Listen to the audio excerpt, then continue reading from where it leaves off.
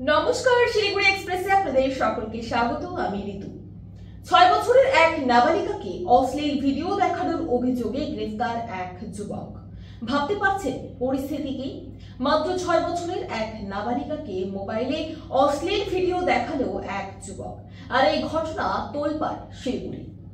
অভিযোগ পাওয়া মাত্রই ওই যুবককে গ্রেফতার করল শিলিগুড়ি মেট্রোপলিটন পুলিশের প্রধাননগর থানার পুলিশ। প্রধাননগর থানার পুলিশ সূত্রে জানা গিয়েছে, অভিযুক্তের নাম দীনেশ মাহাতো, ধৃত পেশায় টোটো চালক। ঘটনাটি ঘটেছে শিলিগুড়ি শহরের প্রধাননগর থানার শালবাড়ি এলাকায়। গতকাল বিকেলে ওই টোটো চালক স্থানীয় এক কিশোরীকে ডেকে মোবাইলে অশ্লীল ভিডিও দেখায়। ওই কিশোরী বাড়িতে গিয়ে বিষয়টি পরিবারের সদস্যদের জানাতে ব্যাপক উত্তেজনা ছড়িয়ে পড়ে। এরপর বিষয়টি নিয়ে প্রধাননগর থানায় অভিযোগ জানায় কিশোরীর পরিবারের লোকজন। অভিযোগ পাওয়া মাত্রই অভিযুক্ত টোটো চালক দীনেশ মাহাতোকে গ্রেফতার করে প্রধাননগর থানার পুলিশ। ধৃতকে আজ শিলিগুড়ি আদালতে পেশ করা হয়।